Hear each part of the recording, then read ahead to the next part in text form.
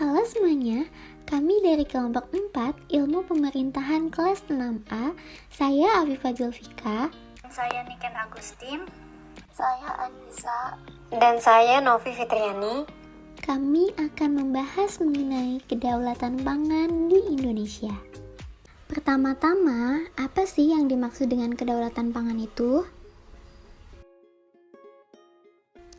Menurut Undang-Undang Nomor 18 Tahun 2012, kedaulatan pangan adalah hak negara dan bangsa yang secara mandiri menentukan kebijakan pangannya dalam menjamin hak atas pangan bagi rakyat dan memberikan hak bagi masyarakat dalam menentukan sistem pangan yang sesuai dengan potensi sumber daya lokal.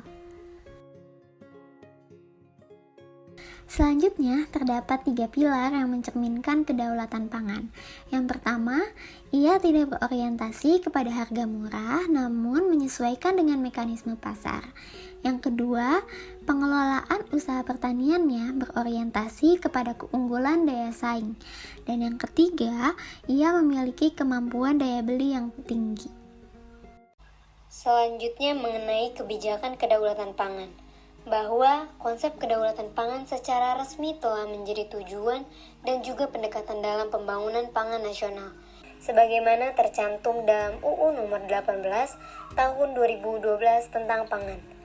Kedaulatan pangan adalah hak negara dan bangsa yang secara mandiri menentukan kebijakan pangan yang menjamin hak atas pangan bagi rakyat dan yang memberikan hak bagi masyarakat untuk dapat menentukan sistem pangan yang sesuai dengan sumber daya lokal.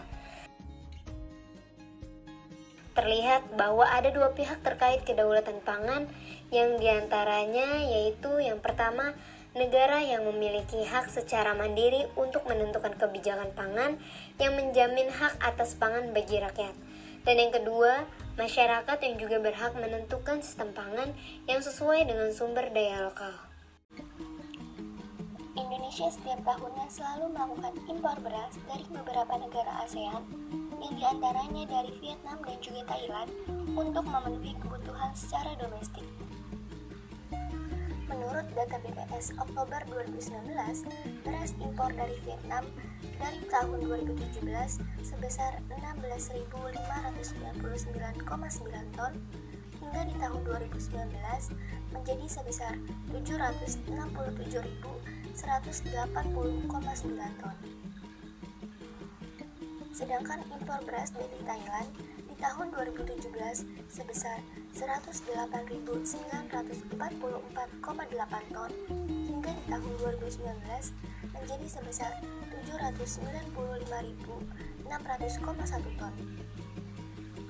Dari adanya ketergantungan Indonesia terhadap impor beras dikarenakan produksi di dalam negeri sendiri masih terbatas sehingga masih dibutuhkannya pasokan beras dari negara lain.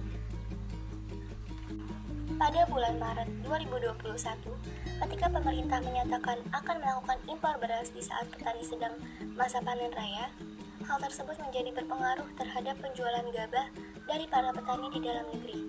Seperti harga gabah di daerah Indramayu yang menjadi sebesar Rp3.500 per kilogramnya, sedangkan 2 minggu sebelumnya harga gabah di daerah Demak dan juga Kudus, Jawa Tengah masih sebesar Rp4.500 per kilogramnya. Hal ini menunjukkan walaupun pemerintah baru menyatakan akan melakukan impor beras atau masih berwacana, tetapi sudah mempengaruhi daya jual atau harga jual gabah kering para petani di Indonesia. Dari contoh kasus yang telah dijelaskan, kita bisa melihat bahwa negara Indonesia masih ketergantungan terhadap impor beras, dikarenakan produksi di dalam negeri sendiri masih terbatas sehingga masih dibutuhkannya pasokan beras dari negara lain.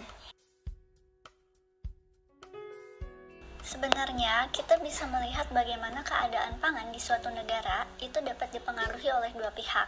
Sebagaimana tercantum dalam Undang-Undang Nomor 18 Tahun 2012 tentang pangan, ada 2 pihak terkait kedaulatan pangan, yaitu pemerintah atau negara yang memiliki wewenang untuk menentukan kebijakan terkait pangan, dan masyarakat yang juga berhak menentukan sistem pangan yang sesuai dengan sumber daya lokal.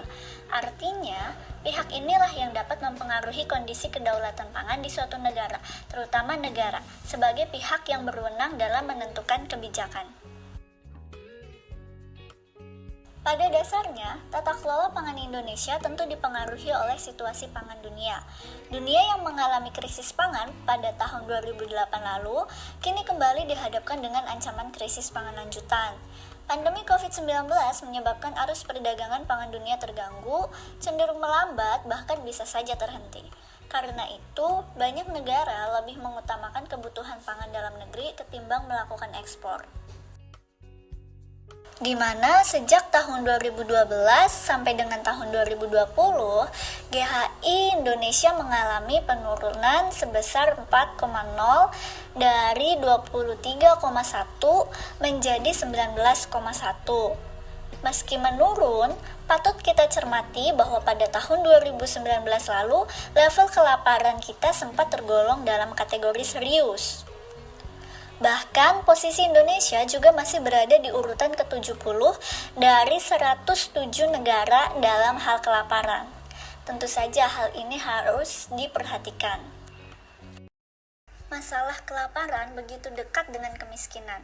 Berdasarkan laporan Badan Pusat Statistik, pada Maret 2020, jumlah penduduk miskin, yakni penduduk dengan pengeluaran per kapita per bulan di bawah garis kemiskinan di Indonesia sebesar 26,42 juta orang, atau sekitar 9,78%. Lalu, bagaimana bisa kita selalu mengandalkan impor di tengah banyaknya negara lebih memprioritaskan kebutuhan dalam negeri mereka? Bisakah Indonesia terhindar dari krisis pangan terlebih adanya pandemi COVID-19 ini? Dan apakah bisa Indonesia mendekati nol kelaparan di masa yang akan datang? Berdasarkan hal-hal yang telah dibahas sebelumnya, maka dapat disimpulkan bahwa Indonesia belum mencapai kedaulatan pangan, namun masih kepada tahap ketahanan pangan.